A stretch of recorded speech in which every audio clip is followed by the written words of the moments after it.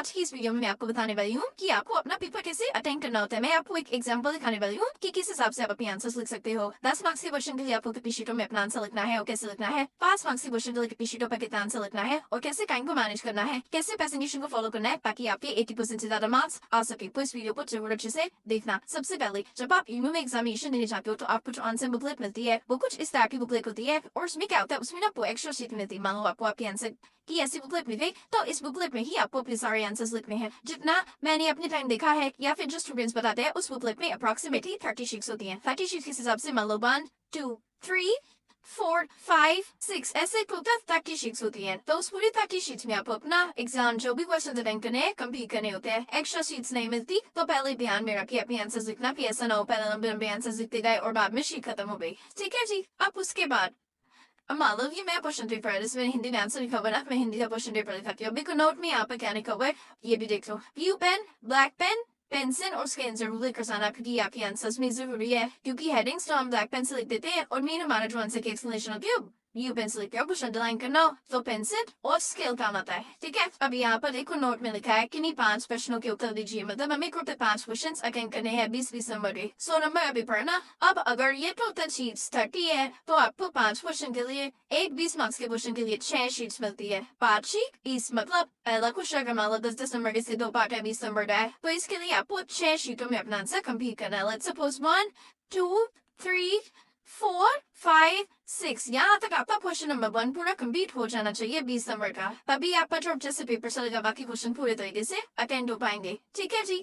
अब आंसर की प्रेजेंटेशन की तरफ आ जाते हैं। लेट्स सपोज आप क्वेश्चन नंबर 1 कर रहे हो तो जैसे मैंने यहाँ पर लिखा है ना प्रश्न 1 उसका क पार्ट। अगर कुछ जो भी क्वेश्चन आप पढ़ रहे हो अगर प्रश्न 1 कर रहे हो तो उसका क और ख दोनों पार्ट करने जरूरी है और वो भी एक साथ। मतलब पहले क कर उसके बाद ख को लेना, ये नहीं को अभी बढ़ दिया ख कहाँ कर रहे हो ऐसे। ठीक है। उसके बाद यहाँ पे मैंने सेंटर में लिख दिया प्रश्न 1 क पार्ट उसका बॉक्स बना दिया ताकि आपके एग्जामिनर को पता चल जाए जो आप पेपर चेक करे कि यहाँ से न्यू क्वेश्चन स्टार्ट हुआ, ऐसे बीच में कोई क्रॉस ना बचे। एक और इम्पोर्टेंट चीज कुछ बच्चे कहते हैं मैम हमने यहाँ पे भी लाइन ड्रॉ कर लेते हैं, यहाँ पे भी लाइन ड्रॉ कर ली, यहाँ पे भी कोई रिपीट अननेसेसरी टाइम वेस्ट करते तो लोग अपना। तुम्हें पता है पेपर में 3 घंटे में लिखना होता है तो तुम्हारा माइंड तुम आधा दिमाग खर्च नहीं कर देते लाइन डालते रहो। वैसे इतनी कम पेज है आपकी पसंद से लिखने के लिए लाइन डाल दे तुमसे और खराब कर देते हो। तो ऐसा मत करना, लाइन डालने की कोई नीड नहीं है। ऊपर लिखा प्रश्न 1 का बॉक्स बना भी आपकी अलग से बता सकते। फिर मैंने यहाँ लिख दिया ऊपर 1 का पार्ट।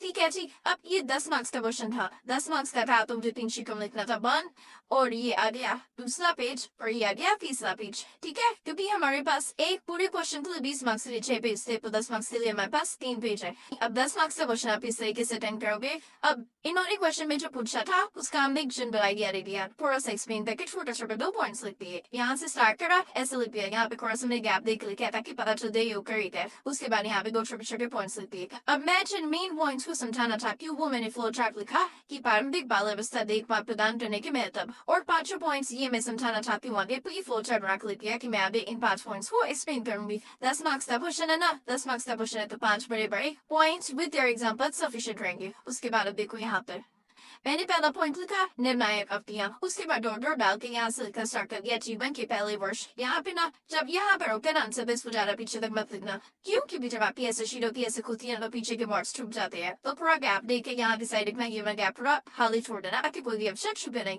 ठीक है। अब उसके बाद पहले लाइन लिखने के बाद सेकंड लाइन यहाँ से मत स्टार्ट करो। जब तुम यहाँ से स्टार्ट करते हो फिर तुम्हारी हेडिंग बीच में कुछ मतलब मिक्स हो जाती है, ऐसा नहीं करना। पूरा सा गैप देके यहाँ से ये स्टार्ट कर देना, ये लाइन लिखते गए। उसके बाद थर्ड लाइन यहाँ से स्टार्ट कर देना ताकि आपकी ये वाली जो राइट पॉइंट है वो अलग से लिखता है, उस पर एक्सप्लेन कर दिया। तुम्हें पता है तुम सिमरन मैम के स्टूडेंट्स हो, उदाहरण लिखना हर पॉइंट में जरूरी है। उदाहरण लिखने से आपके मार्क्स 11 यहाँ से यहाँ पहुंच जाता है क्योंकि आपके मार्क्स अच्छे क्यों बनते हैं जब टीचर जो आप अभी पेपर चेक कर रही है उन्हें पता चलता है कि हाँ भाई बच्चे ने रियल लाइफ एग्जाम्पल्स लिखे हैं। मैं तो बच्चे पढ़ाती हूँ, जब तुम मुझसे इंपॉर्टेंट क्वेश्चन से पीडीएफ लेते हो नोट्स लेते हो विद एग्जांपल्स तुम्हें सारे क्वेश्चंस मिलते हैं और इसलिए मिलते हैं ताकि तुम ज्यादा से ज्यादा एग्जांपल्स लिख सको। इसके साथ साथ अगर आपको इग्नू से किसी भी ईयर के किसी भी कोर्स का कोई भी असाइनमेंट चाहिए हो, शॉर्ट असाइनमेंट या फिर इंपॉर्टेंट क्वेश्चन आंसर से पीडीएफ चाहिए हो, गेस्ट पेपर्स चाहिए हो तो 11 अप लर्निंग का कॉन्टेक्ट नंबर तुम्हें वीडियो पर शो रहा होगा।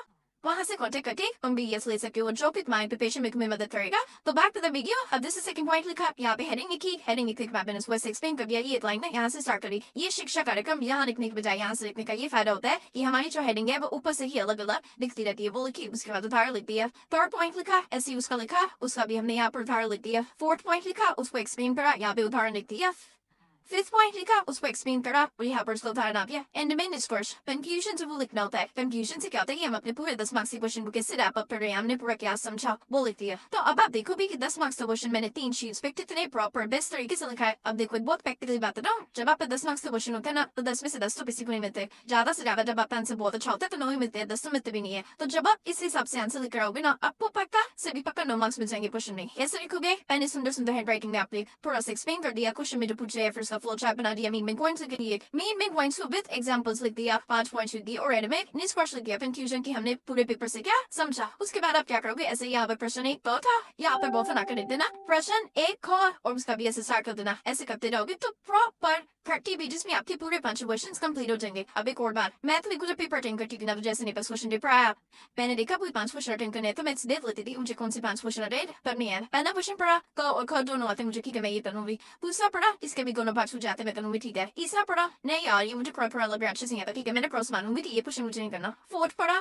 पूरा फ्रंट से go हाँ कि तीनों साल लगे मैं पढ़ के मैं करूंगी। 5 पढ़ा हाँ कि दोनों भी साल लगे मैं करूंगी। 6 पढ़ा ये भी साल लगे मैं करूंगी। 7 नहीं आता, चलो कट मार दिए। तो हमारे पास 1 2 3 मतलब ये 4th क्वेश्चन, 5th क्वेश्चन और ये 6th क्वेश्चन। 1 2 3 4 5 क्वेश्चन तो मैं ये 5 क्वेश्चन अटेंड करूंगी। जब आप प्रश्न 1 कर रहे हो तो प्रश्न 1 लिखोगे, 2 कर रहे हो तो प्रश्न 2 लिखोगे। अगर आप प्रश्न 4 कर रहे हो, 3 छोड़ दिया तो नंबर आप 4 ही लिखोगे। प्रश्न 4 और उसको प्रश्न 5 और उसको फिर प्रश्न 6 और उसको एक्सप्लेन करोगे, ठीक है। हर मगर आपने आपको मिलते 3 घंटे मिलते हैं, अभी पता लिया क्वेश्चन करने आपको 5 मान के चलना कि आपको हर क्वेश्चन आधे घंटे में निपटाना है, मतलब आधे घंटे में कंप्लीट करना है। आधे घंटे में जब आप कंप्लीट करोगे तब जाके आपका 2 आवर्स तक की मिनट्स में पेपर कंप्लीट होगा। ये आपको भी पता है, ये मुझे भी पता है कि जो हम टाइम सोच कर चलते हैं उसमें कभी कंप्लीट नहीं होता। जैसे पहला क्वेश्चन में हम हमेशा एकदम भावुक हो जाते हैं कि यार ये तुझे अच्छे से आता है, बहुत अच्छे से लिखूंगी और मुझे ज्यादा टाइम ले जाता है। तो आप ये एक्स्ट्रा 30 मिनट्स मान के चलना ये आपके पास है, ताकि कोई आंसर अगर 30 मिनट्स की जगह आपका 40 मिनट्स में हो रहा है या 45 मिनट्स में हो रहा है तो आपको एंड में हबला तभी ना मचे, कोई दिक्कत ना हो और टाइमली पेपर कंप्लीट हो जाए। हर क्वेश्चन के लिए 30 मिनट्स लेकर चलना। तो जैसे कल पाता है 10 मार्क्स का ये मान के चलो 15 मिनट में करना है, उसका कॉल पाक 15 मिनट में करना है। इस हिसाब से जब आप अपना पेपर को अटेंड करोगे विद प्रॉपर प्रेजेंटेशन तो आपके पक्का 80% से ज्यादा मार्क्स आएंगे।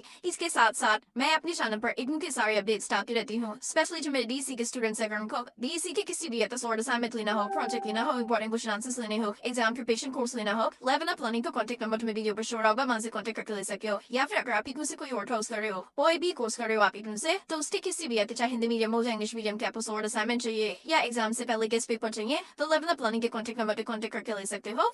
हमारा Telegram channel level up learning 1 के नाम से है, जिसका लिंक मैं नीचे वीडियो पर डिस्क्रिप्शन में दे दूंगी, आप उसे भी ज्वाइन कर सकते हो। बाकी अपडेट्स के लिए वीडियो को लाइक करके बता देना कि वीडियो पे लगी और नीचे कमेंट करके बता देना अगर 10 मार्क्स का ये प्रश्न होता है तो मुझे 10 में से कितने मार्क्स हुए, नीचे कमेंट करके जरूर बताना। अपने फ्रेंड्स के साथ इसको जरूर शेयर कर देना ताकि उनको भी अच्छा तरीका पता चल जाए एग्जाम कैसे अटेंड करते हैं। 10 मार्क्स का क्वेश्चन अच्छे से एक्सप्लेन कर आप चार्ट बनाया, सारे के सारे हमने एग्जाम्पल से 5 पॉइंट्स लिखे विद एग्जाम्पल्स और निष्कर्ष लिखे अपने आंसर को रैप अप कर दिया। नेक्स्ट क्वेश्चन है पेज से स्टार्ट कर दिया। प्रश्न 1 ख 5 वहां से उसके लिए भी हमारे पास 3 शीटें हैं। एक फैमिली से देख लेना आप टेम्पलेट में कितनी शीटें हैं और उसको डिवाइड कर लेना अपने आंसर्स के हिसाब से ताकि पेपर में कोई भी दिक्कत ना आए। Thank you.